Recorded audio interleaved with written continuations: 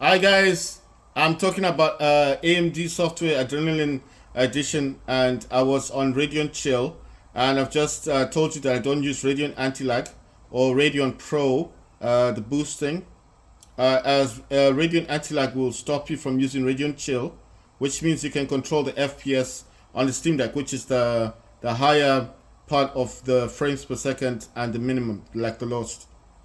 And if you use Radeon Pro Boost, it will stop you from using Radeon image sharpening, which can actually make things better for the Steam Deck because it means that your Steam Deck is not trying to copy every image at a higher frame rate. It's like these two, Radeon Chill and Radeon image sharpening, work best together. The anti-lag will stop you from using Radeon Chill, and the Pro Boost one will stop you from using image sharpening. That's the best way I can put this. Right, so Radeon Chill, a minimum FPS is 45, like I already explained. I don't want to use 30 FPS. I want to go for something higher, just in case the game is outputting more than 30 FPS. I don't want to limit it to 30. I choose 45. The maximum FPS is set to 59. I've already explained why it's not above 60, because some games on Steam Deck just can't output more than 50 to 60 FPS. So 59 is actually an average. You can say it's an average. It's not the lowest, it's not the highest. 45 is not even the highest, it's not even the lowest. The lowest could be less than 30. Right, so Radeon image sharpening, I do use this as enabled. Sharpness is set to 10%. Some people may argue and say you can actually use 20. You could use 20, but I feel like the less sharpening you need for your games, it's just to make your games look a bit nicer, look a bit nice. And the less you use, in my honest opinion, the less you use, the better I think it would be for your Steam Deck. The less work your Steam Deck has to do, it's just making images round. That's what sharpening means. Instead of the image being square, it makes it round, you know? So that's what sharpening actually stands for. You want to use less of that, not more. Vertical sync, mine is on unless applications specifies. Why do I leave this on? Because, like I said, lots of games on Steam Deck don't play that well. So if you use it actually less on your Steam Deck, right? Like less. Let's say if you got vertical sync on, you can turn it off unless specified says so. Some people say that's a better option, but I disagree. I think certain games do play well on Steam Deck, and keeping that maintaining 60 FPS is actually a good idea. Whereas not having the actual FPS set to that limit, it could be not a good idea. So what I'm trying to say is that some games do actually play well, like Fallout 84, Call of Duty Mobile do play well. What else? Call of Duty 3, sorry. And other games like War Robots Frontiers does work actually really well on Steam Deck on medium graphics. And sharpness on that one, I do set it to 100% in the game, but not on global settings on AMD. No, that's set to 10. Right, I'm not going to talk too much about that. I already explained my reasons. Some games work well. You want to maintain the FPS count. You don't want to go lower. It's best if the vertical sync is actually turned on. But in the game itself, if you turn it off, that means it won't use it. So don't worry about it. It's even though it's on here, in the game itself, if you turn it off, it's not being used. Right, we've got anti-aliasing. I use application setting. Anti-aliasing method, I use multi-sampling. And I know you're going to ask me, some people wonder, what's multi-sampling, super sampling, or adaptive multi-sampling and super sampling? It's the same thing. It's a collecting of images in the game. Adaptive multi-sampling is is not good even for gaming laptops. And super sampling is a faster way of collecting images. So multi-sampling is actually the best option, even for people like me who've got gaming laptops. You don't want to use anything other than multi-sampling. It's just collecting an image over an image, another image over another. It's more. It uses less of your graphics card, basically. So it's not pushing your Steam Deck. It's not trying to kill your Steam Deck. Super sampling would be killing your Steam Deck. That's where you get lots of screen tearing. The game's not playing properly because of this. Turn that off. Or this adaptive multi-sampling. Don't use this. Use multi-sampling. Right. I've got Morphe for logical anti-aliasing. I've got mine enabled. Anti-traffic filtering, I have mine enabled. Anti-traffic filtering level, from what I heard on YouTube, they said 16 times is actually good for AMD. It's not a problem. It won't disrupt your games. I use this, so I've got mine turned to 16 times. Filter texture filtering quality. This starts from high, standard, and performance. I think performance is the best. You have to remember Steam Deck doesn't have a graphics card, so there's no point in putting this on high. And on standard, that's like a balance thing. There's no point. Just put this on performance, so you use less of your Steam Deck.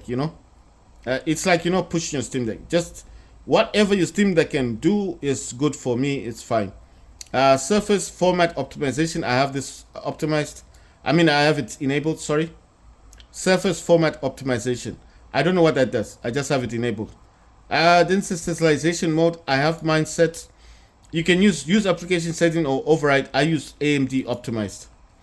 Open GL triple buffering. I was told that this is really bad. Not even to use this on a gaming laptop. I don't even use this on my gaming laptop. My laptop is on NVIDIA anyway, but still, you don't want this on. You have to turn this off.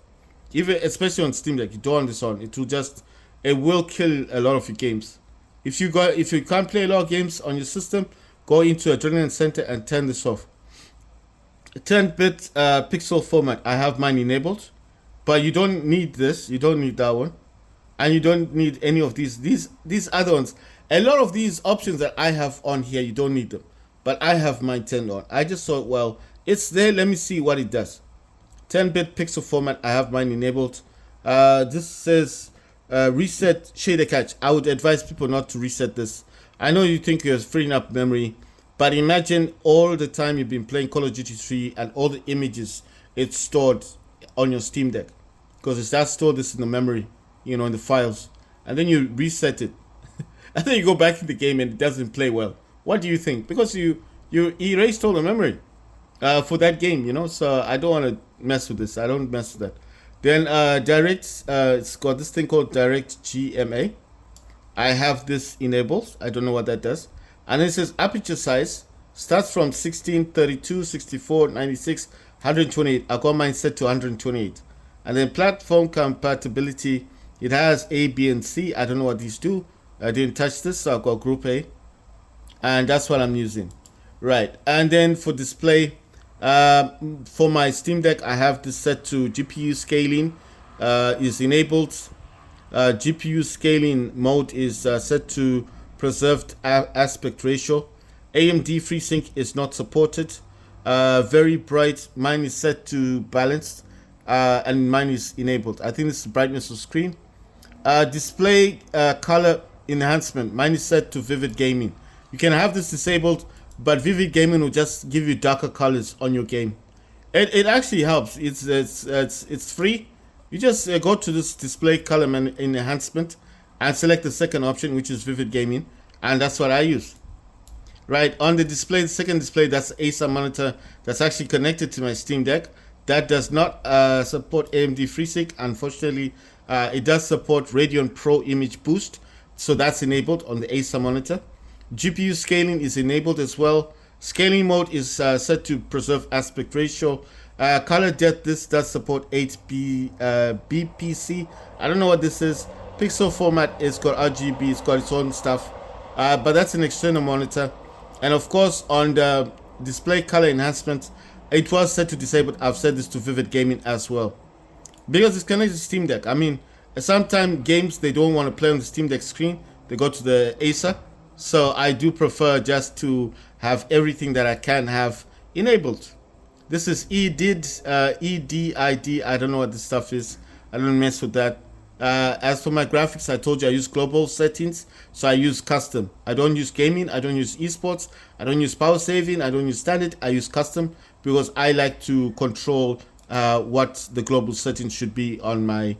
And yes, this global settings can be changed. If there's a game in here that doesn't work well with Radeon Chill, you can actually go into Call of Duty like this. It has its own, and let's say it's not working properly. You see that the global setting updates custom.